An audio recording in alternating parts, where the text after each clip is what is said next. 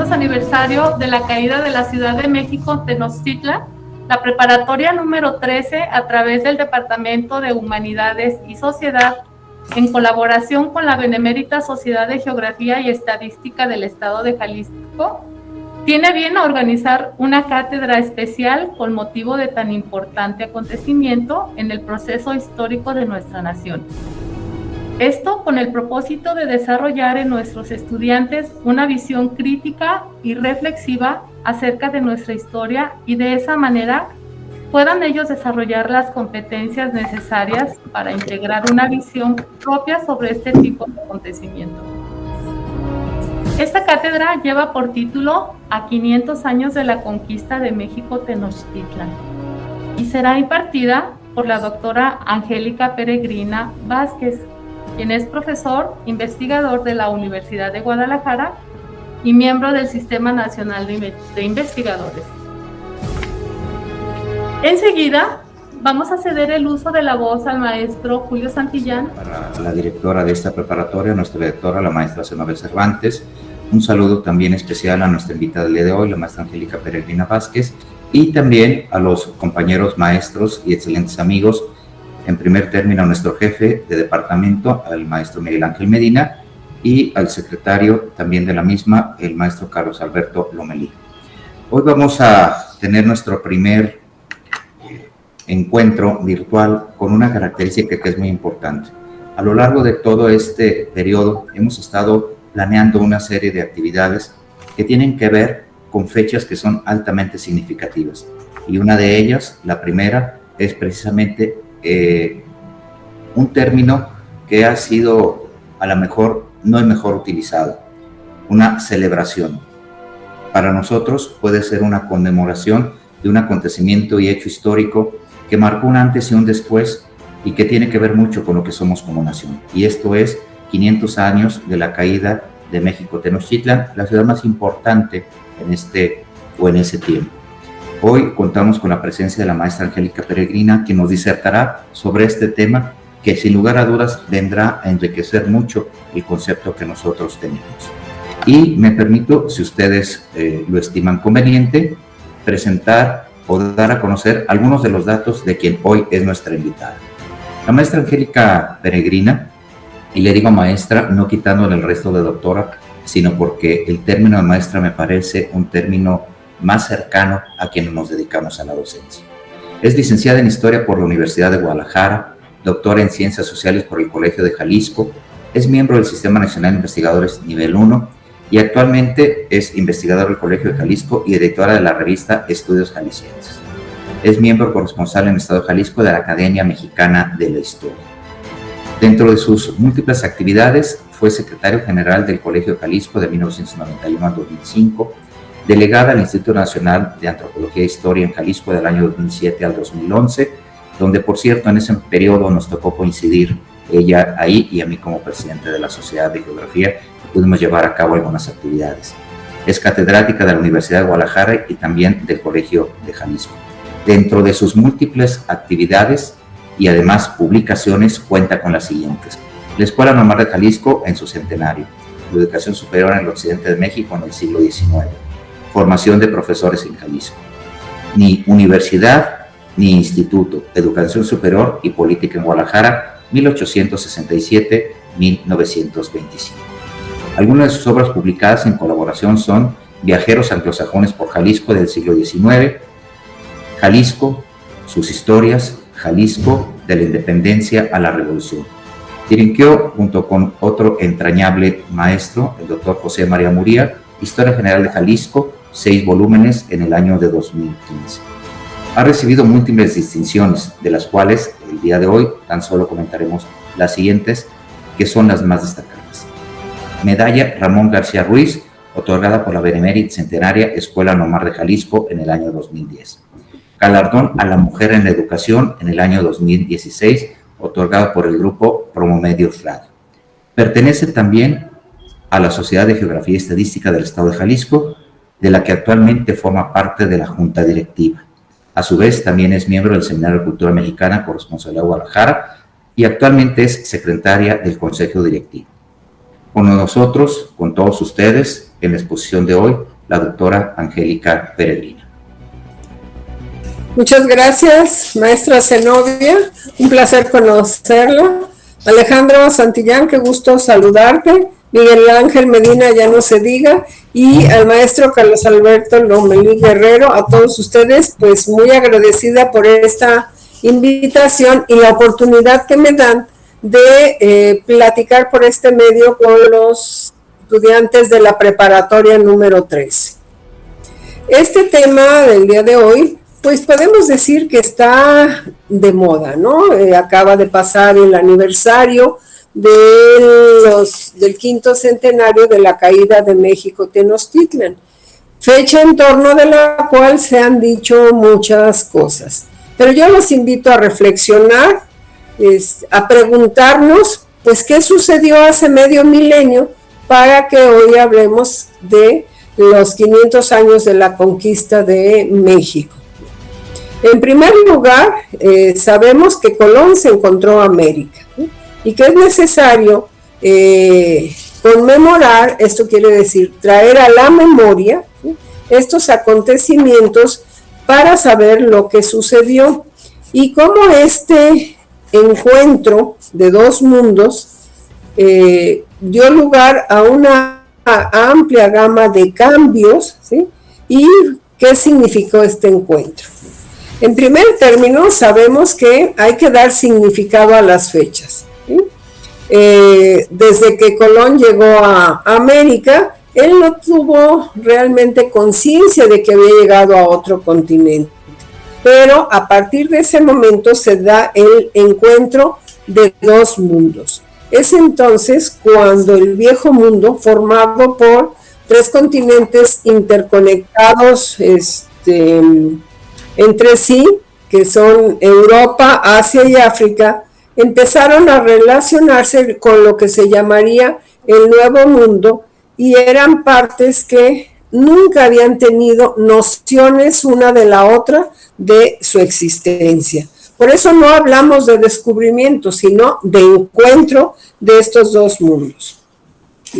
Colón se puede decir que abrió una puerta a una inmensidad. Él murió sin tener conciencia, como mencionaba hace un momento, de que había encontrado otro continente. Pero poco a poco, en la medida que los europeos se fueron dando cuenta de que no, tratando de llegar a las costas de Japón y de China, no encontraban tales costas, pero sí encontraron todo un continente, y entonces empezaron a llamar a estas tierras Indias occidentales, ¿sí? Porque acuérdense que Colón buscaba la India, y a sus pobladores se les empezó a llamar indios, ¿sí? Luego a estos españoles que se fueron quedando a vivir primero en las islas del Caribe y luego ya veremos cómo arribaron hasta el altiplano, pues estos fueron los primeros colones, ¿sí? Los colonos, porque los trajo, o esta idea que abrió Colón de dejar asentados. Este encuentro del que yo hablaba hace un momento permitió que cada uno de los dos mundos se enriqueciera con las muchas aportaciones del otro. Pasó primero por un proceso de conquista y colonización en el cual no solo los indios llevaron la peor parte, sino también miles de negros africanos, ¿sí?, capturados en las costas de su continente, sobre todo por portugueses, y que fueron traídos aquí a la fuerza en condiciones realmente infrahumanas, ¿sí? Ahora, hay que reflexionar. Esos europeos que vinieron a América, ¿qué espíritu tenían? ¿Sí? Bueno, pues tenían un espíritu de cruzada, ¿sí? Una idea del mundo muy particular, que era la que privaba en Europa a fines del siglo XV y principios del siglo XVI, muy influenciados por estas figuras de novelas de caballería, ¿no? De campañas, de dragones y de encontrar ciudades de oro. Vinieron a buscar una ruta a las Indias, pero también querían encontrar grandes tesoros. Y su idea del mundo era que se encontraba esto en el cielo, el infierno, y lo que estaba en medio era lo que atañía al hombre, pero todo por voluntad de Dios, ¿sí? Entonces, tenían una profunda religiosidad, y todo lo que hicieron, aquí como vemos en la imagen, estos encuentros, matanzas y demás, todo lo hicieron en nombre de Dios y del rey. Y consideraron que esta era una guerra justa. ¿Y en qué se fundamentan estos? Bueno, hubo una gran polémica, porque en Europa, en el concierto de aquel mundo dominado por Europa, se empezaba a preguntar y a cuestionar qué derecho tenía España para apropiarse de estas tierras. Y entraron en juego aquí las polémicas entre los moralistas y los teólogos acerca de, primero, que si los indios tenían alma, luego que si podrían ser cristianizados, y finalmente esto que se llamó la guerra justa fue gracias a un procedimiento que encontraron de leerles a los indígenas en latín, imagínense nomás, esto que se llamó el requerimiento. O sea, se les preguntaba si aceptaban al nuevo Dios como el único verdadero y abandonar todas sus anteriores creencias. Pues desde luego que los indígenas me entendieron y ellos defendían su propio mundo. Entonces, como se habían negado, los españoles tenían derecho a hacerles la guerra. Esta es la guerra justa, y a tomar prisioneros y a tomar sus territorios. Ahora, todos los conquistadores que vinieron a América, ¿sí? Solo el primer viaje de Colón fue financiado. La historia anecdótica nos habla que la reina Isabel de Castilla le dio sus joyas y demás, historia anecdótica muy bonita, pero en realidad fueron los comerciantes valencianos quienes financiaron la empresa. Y entonces es el primer viaje y el único que financió la corona. Todos los demás fue con los propios medios de los conquistadores, ¿sí? La corona se circunscribió al papel de autorizar y luego dar una recompensa. Los conquistadores recibieron de parte de la corona, independientemente de títulos nobiliarios como Cortés, de Marqués del Valle de Oaxaca, pues también muchas tierras, y repartieron lo que aquí abundaba. ¿Qué era lo que abundaba? Pues tierras e indios, ¿sí? De manera que la conquista de México, pues sabemos que la primera expedición que, saliendo de Cuba, avista territorios de la plataforma continental, es en 1518 con Francisco Hernández de Córdoba, que ve desde el mar avista la ciudad de Tulum, un gran centro comercial mesoamericano, en donde ven tal cantidad de personas que se asombran los españoles de ver aquel mundo de gentes. Y luego siguieron los viajes por toda esta costa del Golfo de México. Los más exitosos, lo sabemos, los de Juan de Grijalva, pero luego Hernán Cortés, sabemos que desobedeciendo a su capitán, el gobernador de Cuba, Diego Velázquez, emprende su periplo en 1519, llegando por Veracruz. En estas imágenes que debe haber preparado Miguel Ángel Medina, podemos ver cómo se dan los encuentros entre los mexicas, que era la parte más poblada y más importante de Mesoamérica, que los mexicas dominaban, ¿sí?, a todos estos pueblos del altiplano que tenían enemigos. Entonces recurrieron a la estrategia de aliarse con los enemigos. Cortés primero lo hizo con el pueblo totonaca de Zempoala y después con los tlaxcaltecas, que le resultaron de gran utilidad para lograr pues vencer las defensas de los mexicas y llegar.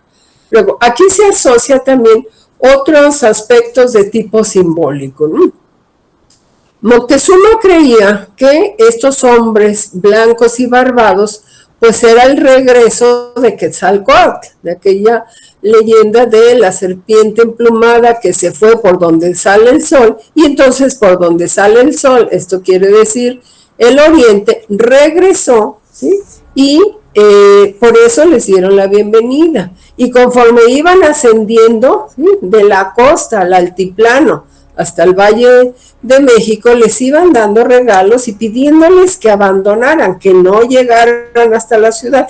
Claro, con los regalos se interesaron mucho más los españoles y pasaron un buen número de meses como huéspedes de Moctezuma, hasta que acabaron, bueno, pues por sacrificarlo, y el pueblo mexica organizó su defensa. Para esto estamos hablando de 1521. Entre Moctezuma, después de Moctezuma, a la muerte de fue Cuitláhuac quien asumió el poder, ¿sí?, y murió contagiado de viruela. Esto quiere decir que los españoles trajeron también enfermedades desconocidas a América que causaron un gran estrago a la población. Tras la muerte de Cuitláhuac, fue Cuauhtémoc quien tomó su lugar y organizó la heroica defensa de Tenochtitlan. Esta ciudad mexica fue sitiada a partir de mayo de 1521. Entonces imagínense, de mayo a agosto, bajo sitio, se les fueron cerrando las entradas de agua, los víveres se fueron acabando y Cortés acabó por tomar la ciudad. Esta fue vencida y en agosto, el 13 de agosto de 1521, es la fecha que se declara como la oficial de esta caída de México Tenochtitlan. Hay un fragmento de La visión de los vencidos, este maravilloso libro que hizo Miguel León Portilla con base en los testimonios de los informantes del padre Bernardino de Sahagún, en el cual describe que en la ciudad de Tenochtitlan, les voy a leer un versito. Dice: en los caminos yacen dardos rotos, los cabellos están esparcidos, destechadas están las casas, enrojecidos tienen sus muros. Gusanos pululan por calles y plazas, y en las paredes están salpicados los sesos. Rojas están las aguas, están como teñidas, y cuando las bebimos es como si bebiéramos agua de salitre. ¿Sí? Esta es la visión de los vencidos. ¿Cómo quedó la ciudad de Tenochtitlan tras este prolongado sitio y cómo los españoles afincaron su colonización en esta ciudad?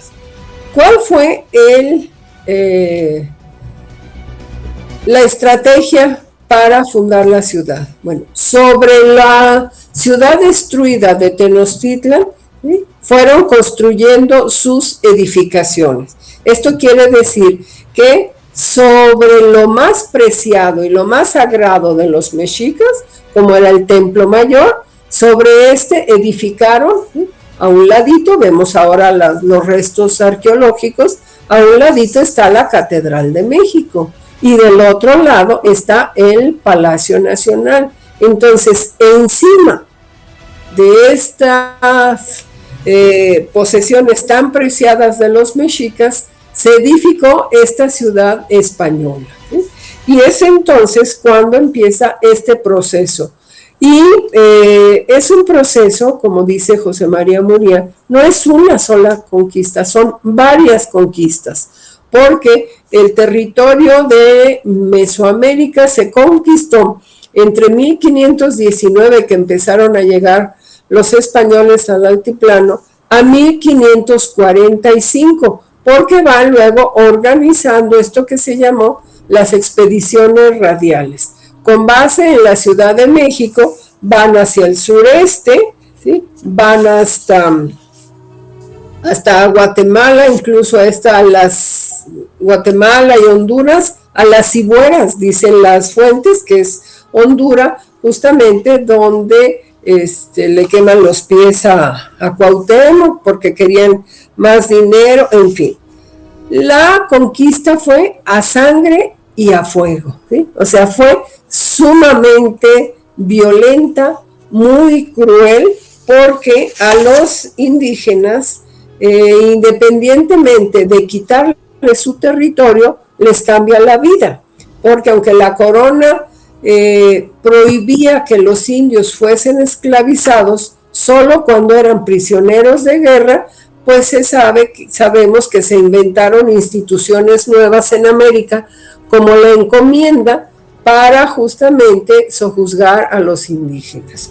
Y aquí viene atrás de la espada lo que Robert Ricard llamó la conquista espiritual, o sea, apoyado con los frailes, sobre todo franciscanos, que fue los que pidió Hernán Cortés que vinieran, empieza a darse la catequización de los indígenas, es decir, que se les quita también la religión que tenían y se les impone una nueva religión. En un principio, los franciscanos aprendieron la lengua, el náhuatl, que se tornó una lengua franca en todo el altiplano y en toda Mesoamérica, y hacían la doctrina, la daban pues en la propia lengua de los indígenas, hasta que llegó una orden de la corona que ordenó que los indígenas aprendieran castellano y en castellano se les diera la doctrina. Entonces, primero les quitan sus territorios, su modo de vida, la religión, la lengua, se les cambia hasta la alimentación. Si comían 3-4 veces al día, pues ahora mediante esta institución, la encomienda, que era a un personaje, al encomendero, se le encomendaba este grupo de indígenas para que viera que fuesen bautizados, que todos los viernes primero comulgaran, que todos los domingos fueran a misa. ¿A cambio de qué? Pues de su fuerza de trabajo y de hacer con ellos lo que mejor le pareciera. Pero lo importante era resguardar la religión.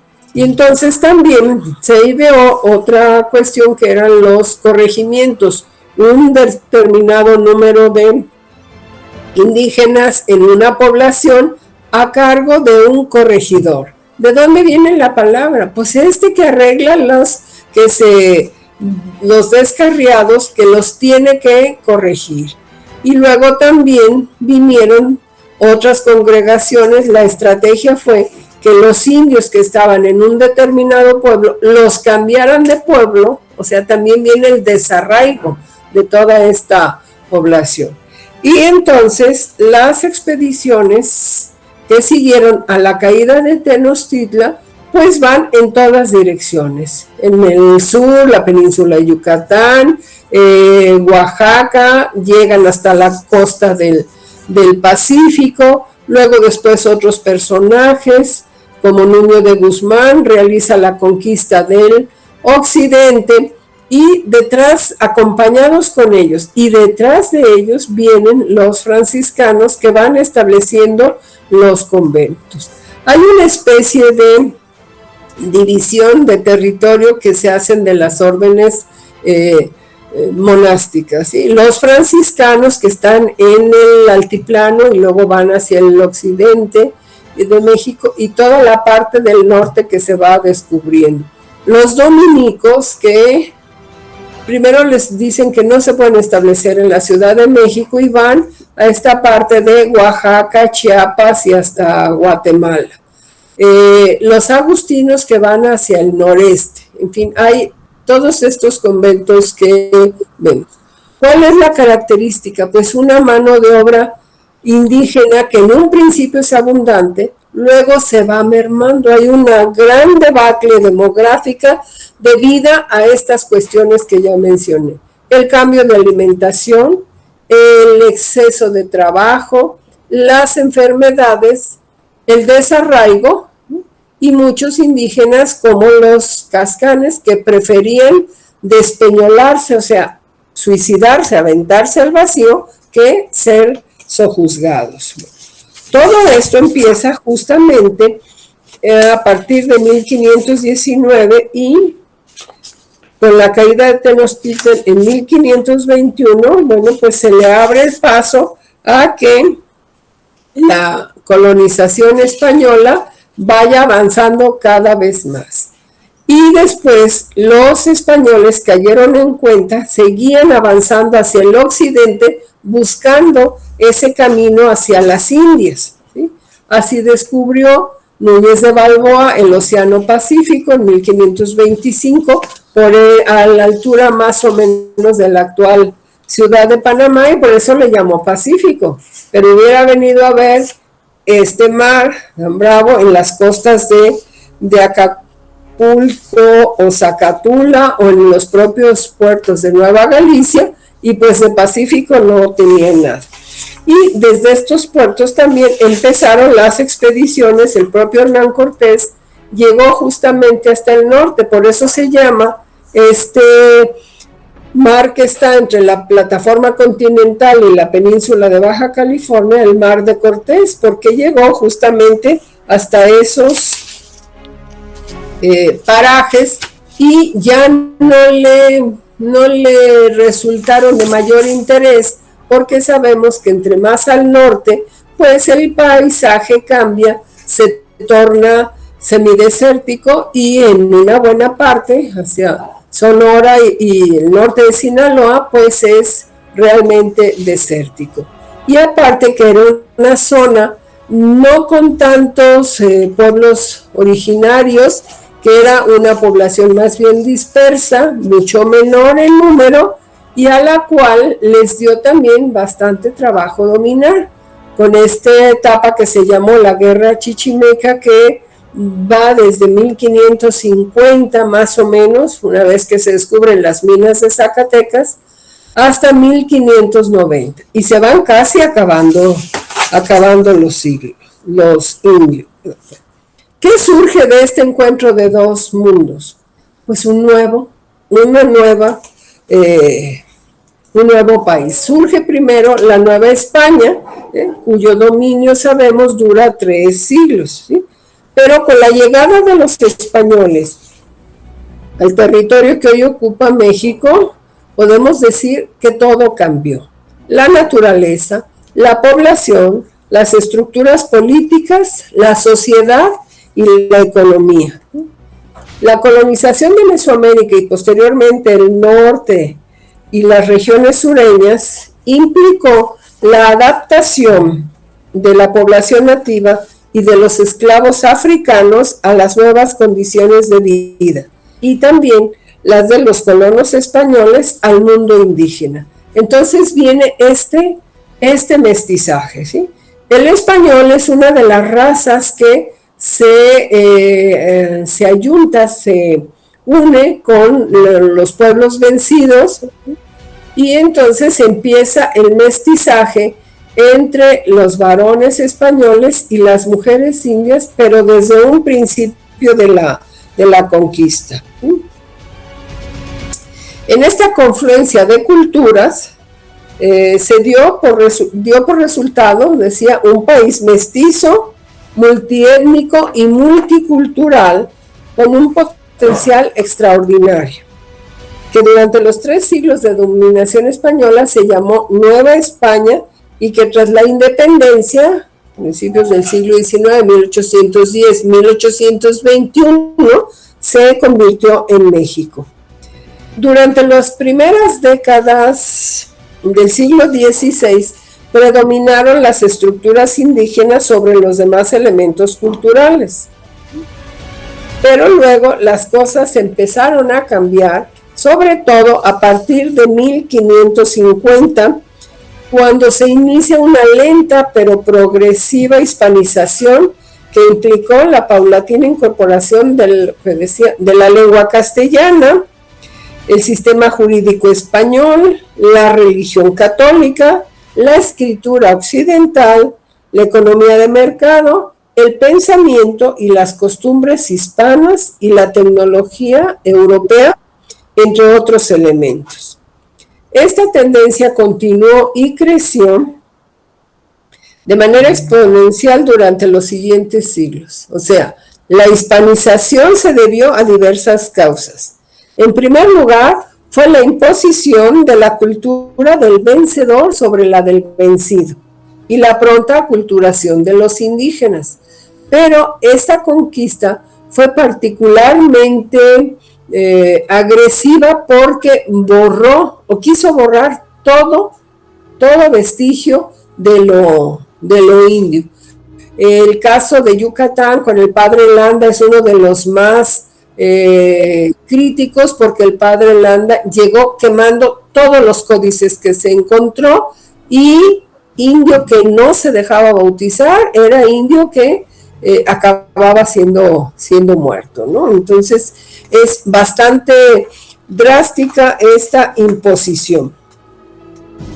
Otro de los factores fue la caída demográfica de la población nativa, la devastación de amplias zonas a consecuencia de la reproducción desmesurada del ganado. Esa es otra gran consecuencia, la inserción de la Nueva España en el circuito económico mundial y la tendencia general de penetración de la cultura europea en extensas zonas del globo terrestre, ¿sí?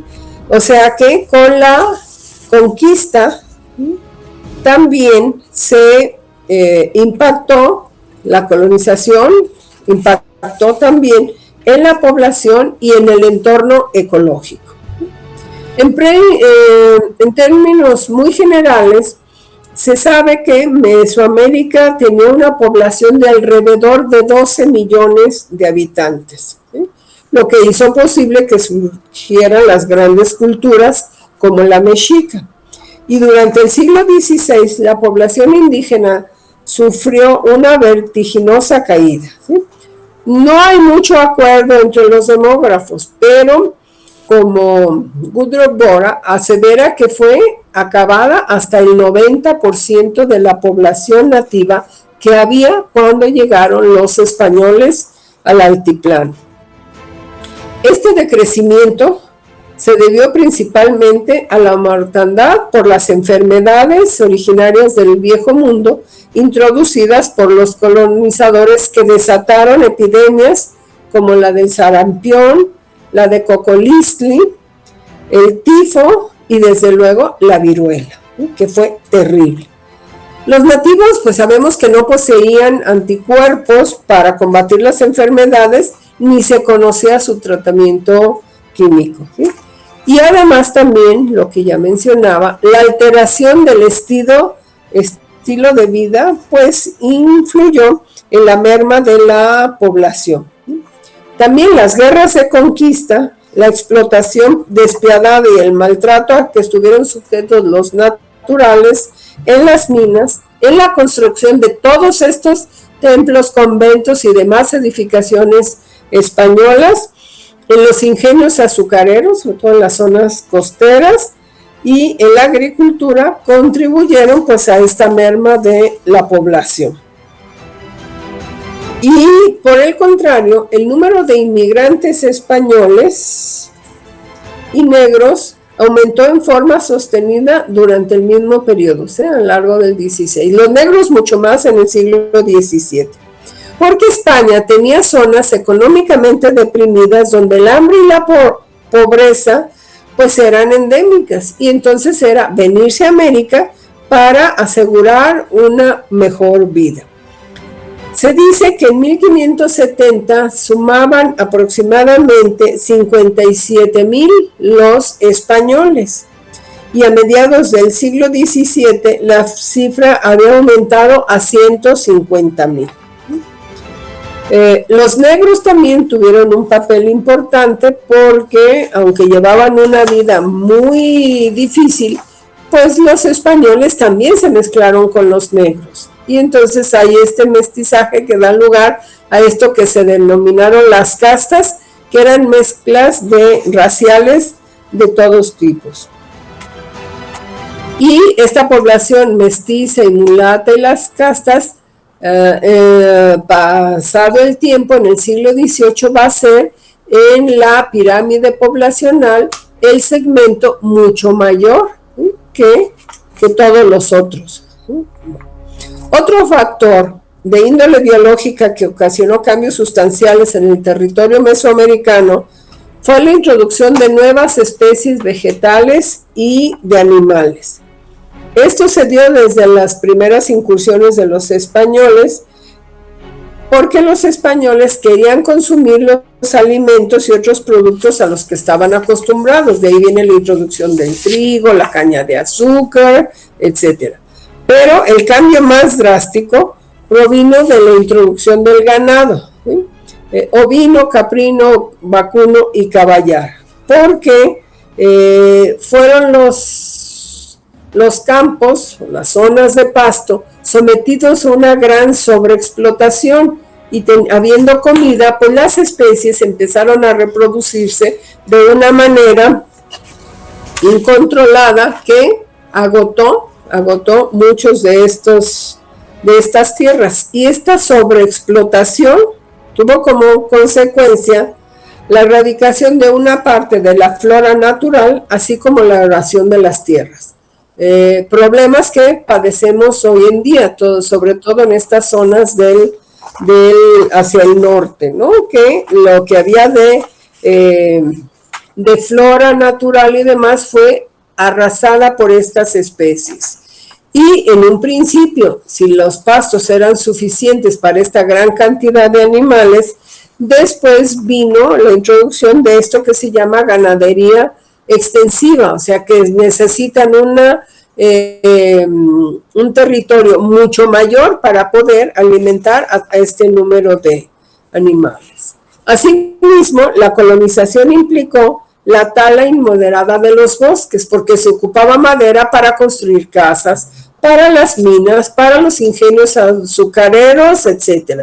Y eso arrasó justamente con estas zonas boscosas, y que este deterioro ambiental causado por los factores descritos, pues persiste hasta el día de hoy. Zonas forestales que fueron desmontadas. Y luego el sistema de cultivos, abrir cada vez más tierras al cultivo, implicaba desmontar, pero no volver a reforestar, ¿no? Entonces de ahí pues que las condiciones climáticas que hoy padecemos pues vengan justamente desde estos cinco siglos. Bueno. En la parte política, primero se adaptó introducir en lo que se llamó Nueva España a la audiencia, que en España tenía funciones jurídicas y en América se le dieron funciones políticas y además tenía funciones judiciales, y en España se le dan funciones políticas y judiciales. De manera que el presidente de la audiencia era el gobernador, pero la primera audiencia presidida por Nuño de Guzmán y otros dos oidores, pues no resultó, ¿sí? Porque encontrándose Cortés en España, el presidente de la audiencia va contra los seguidores de Cortés, le quiere quitar las tierras, en fin, una serie de conflictos. Y la corona acabó por instaurar una nueva institución que fue el virreinato, que tiene vigencia en México a partir de 1535, cuando llega el primer virrey, don Antonio de Mendoza, a quien le tocó habilitar y controlar a todos estos personajes. Por un lado, los conquistadores, que se sentían con el derecho a todo y a los más amplios méritos, con los funcionarios que fue mandando la corona, tratando de relevar a estos conquistadores de los puestos que les había dado originalmente, ¿sí?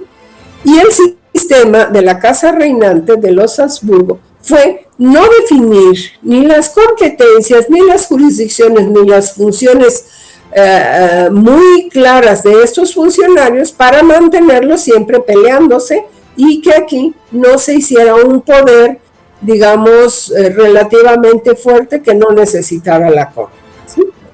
Esto fue lo que sucedió y empezó hace 500 años, que dio lugar a un pueblo mestizo, un pueblo de donde venimos nosotros. Entonces, la idea de hoy platicar sobre esta caída de Tenochtitlan hace 500 años, pues es justamente conmemorar, o sea, traer a la memoria lo que pasó para entender de dónde viene el pueblo mexicano, ¿sí? Saber que este encuentro, que no descubrimiento, es un proceso que se inicia en octubre de 1492 y que sigue a todo lo largo del siglo XVI.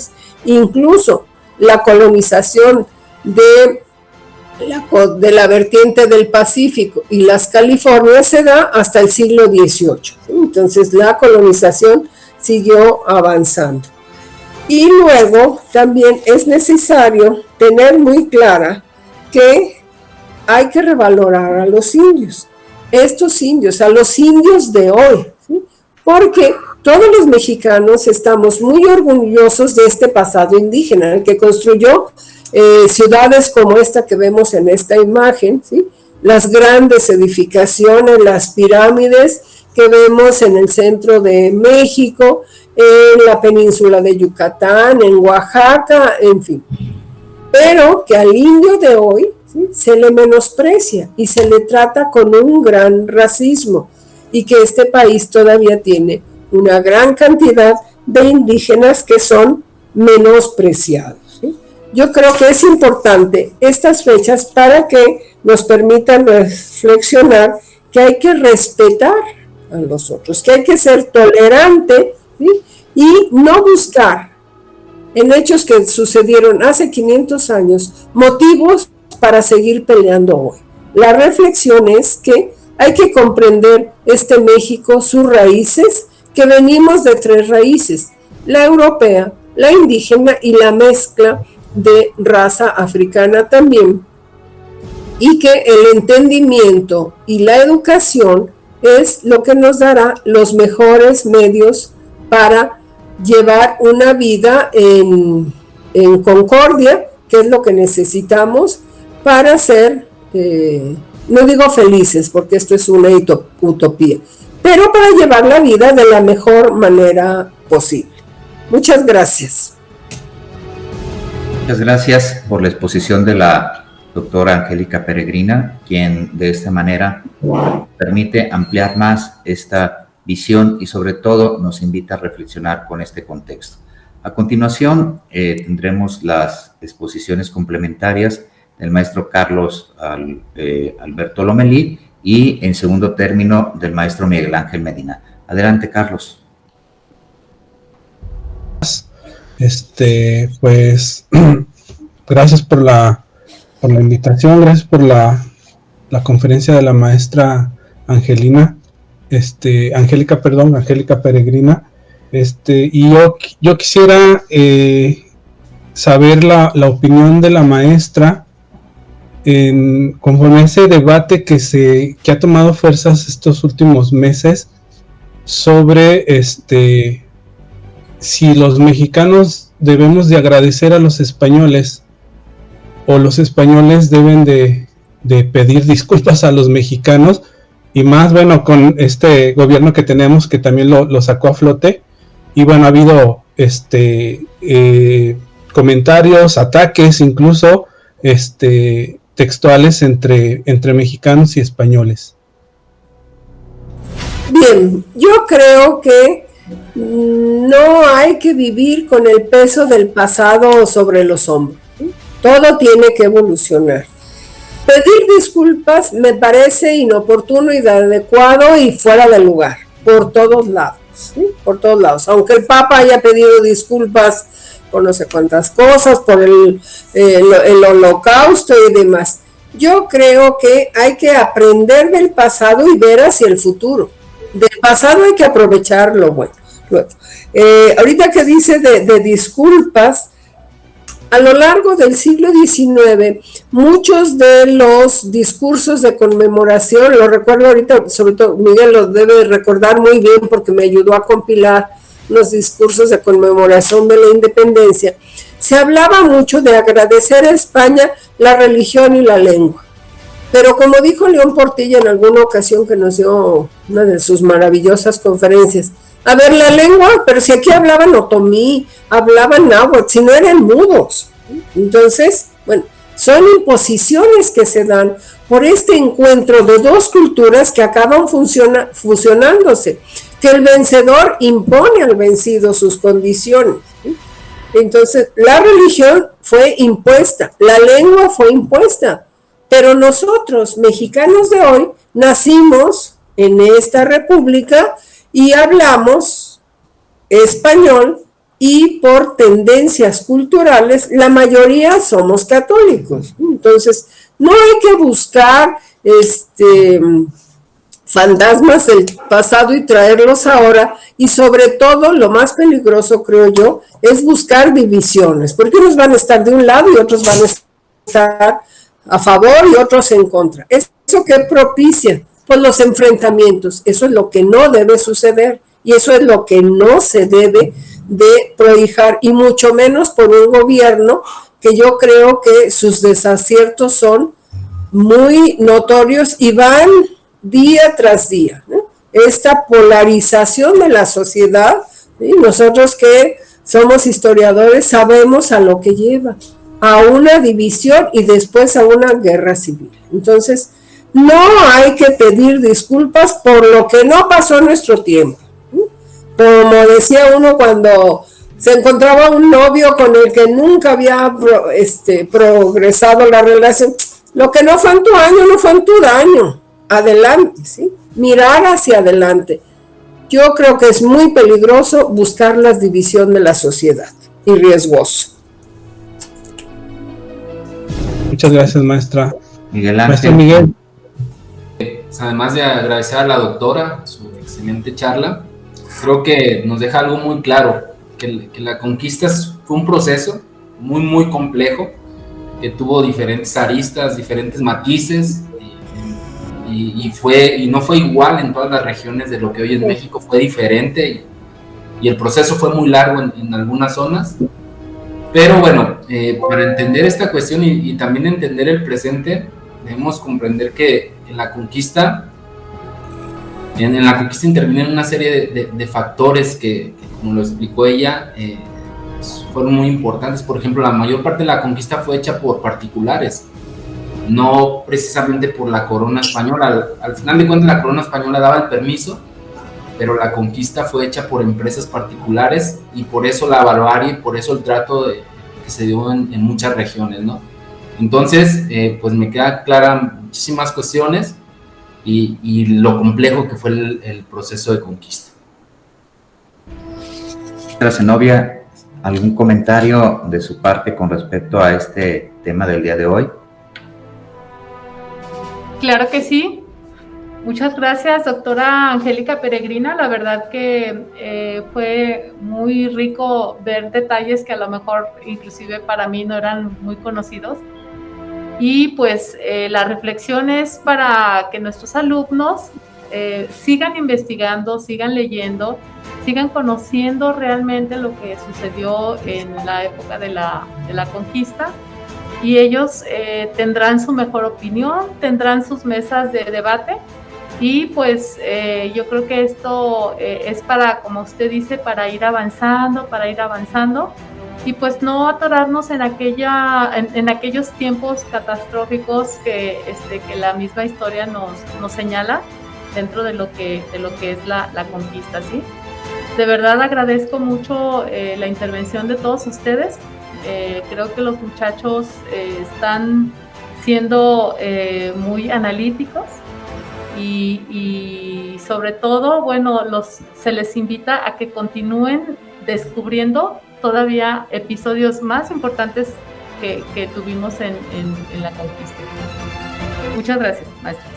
Doctora. Gracias a ustedes, gracias a ustedes, en verdad, muy agradecida por poder pues platicar un poco, aunque sea por este medio, con sus alumnos. Gracias. Gracias a usted. Bien, de esta manera podemos dar por finalizada esta plática conmemorativa de los 500 años de la caída de la Ciudad de México, Tenochtitlan, agradeciendo a nuestra directora, la maestra Zenobia Cervantes, por el apoyo y la confianza para la realización, y sobre todo a nuestra invitada del día de hoy, a la doctora Angélica Peregrina Vázquez, quien nos vino a disertar sobre este tema. les agradecemos todo su apoyo y que tengan ustedes muy buenas tardes el día de hoy. Hasta luego. Bueno.